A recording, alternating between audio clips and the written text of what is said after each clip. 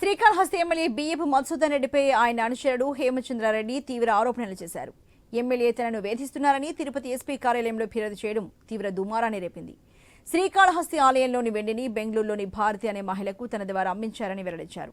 తన అకౌంట్కు 10 లక్షలు సదరు మహిళ పంపినట్లు, దానికి సంబంధించిన పూర్తి ఆధారాలు తన దగ్గర ఉన్నాయన్నారు.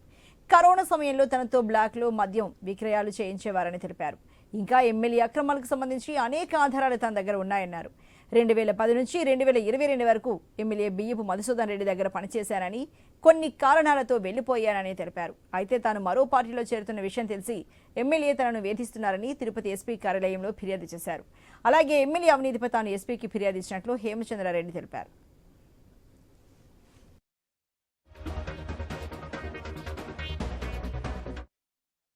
స్టాంప్ పేపర్లో అతను తీసుకొని నువ్వు గాన వేరే పార్టీలో చేరినావంటే నేను వీటి మీద నేను ఎన్ని రకాలుగా ఇబ్బందులు పెడతానో అన్ని రకాలుగా ఇబ్బందులు పెడతానని బెదిరిస్తూ వచ్చాడు.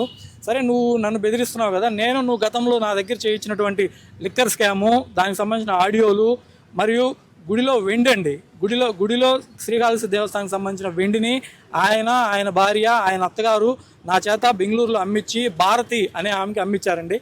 ఆమె నాకు అది అమ్మిన తర్వాత ఆమె నా అకౌంట్కి 10 లక్షల రూపాయలు నవంబర్ 15, 2019 నా అకౌంట్కు డబ్బులు కూడా పంపించారండి. ఇంకా కరోనా టైంలో ప్రతి ఒక్క మద్యం షాప్ని సీల్ చేస్తుంటే ప్రభుత్వ అధికారులు వీళ్ళు రాత్రికి రాత్రి నా చేతే దానికి సంబంధించిన ఆడియోలు అన్నీ కూడా ఇస్తానండి. నేను వేరే వాళ్ళ దగ్గర నా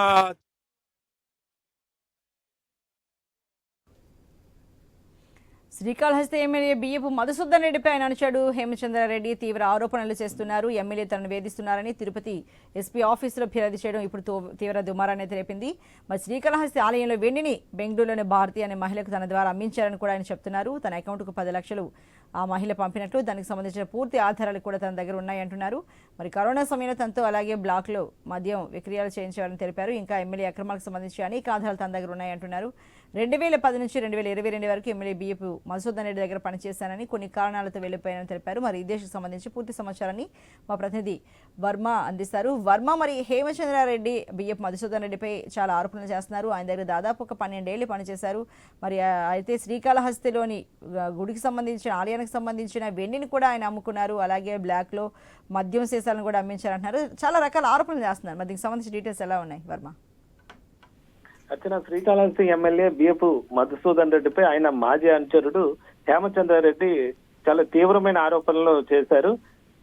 ఏకంగా శ్రీకాళహస్తి ఆలయంలో వెండిని ఎమ్మెల్యేతో పాటు ఎమ్మెల్యే అత్త లేక ఆయన సతీమణి కలిసి ఆ వెండిని అమ్మేశారని, దానికి తానే సాక్ష్యం అని కూడా చెప్తున్నారు. తన ద్వారానే అప్పుడు తాను అనుచరుడిగా ఉన్న సమయంలో తన ద్వారాగా బెంగళూరులోని భారతి అనే మహిళకు ఈ వెండిని అమ్మేశారని చెప్పి ఆరోపిస్తున్నారు. దానికి సంబంధించి తనకు 10 లక్షలు తన అకౌంట్ కు ఆ భారతి అనే మహిళ పంపిందని, దానికి సంబంధించి కూడా వివరాలు డీటెయిల్స్ కూడా ఆయన పొందుపరిచి తిరుపతి ఎస్పీ కార్యాలయంలో సమర్పించారు. ఎమ్మెల్యే పైన ఫిర్యాదు కూడా చేశారు. ప్రస్తుతం ఇది తీవ్ర దుమారం రేపుతుందని చెప్పుకోవచ్చు.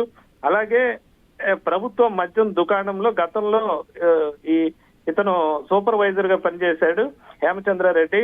ఆ సమయంలో తన చేత బలవంతంగా కూడా అక్రమంగా మద్యం విక్రయాలు ఎమ్మెల్యే ప్రోత్బలంతో చేయించారని చెప్పి కూడా ఆయన చెప్తున్నాడు. కరోనా సమయంలో కూడా, అప్పుడు లాక్డౌన్ సమయంలో కూడా మొత్తం మద్యం దుకాణాలు మూసివేసినప్పటికీ కూడా అర్ధరాత్రి తన చేత మద్యం విక్రయాలు చేయించారని, మరుసటి రోజు ఉదయం దీనికి సంబంధించి డబ్బులు కూడా తాను డిపాజిట్ చేశాను, ఇదే దానికి సాక్ష్యాధారం అని కూడా అతను చెప్తున్న పరిస్థితి అయితే ఉంది. అలాగే ఎమ్మెల్యే అక్రమాలకు సంబంధించి తన దగ్గర అనేక ఆధారాలు ఉన్నాయని, ఈ ఆధారాలన్నీ మొత్తం కూడా పోలీసులకు సమర్పించానని కూడా చెప్తున్నాడు. అయితే 2010 నుండి 2022 వరకు, అంటే మొత్తం 12 ఏళ్లు తాను ఎమ్మెల్యే దగ్గరగా పనిచేశానని, అయితే 2022లో కొన్ని కారణాల వల్ల మానేశానని చెప్తున్నాడు.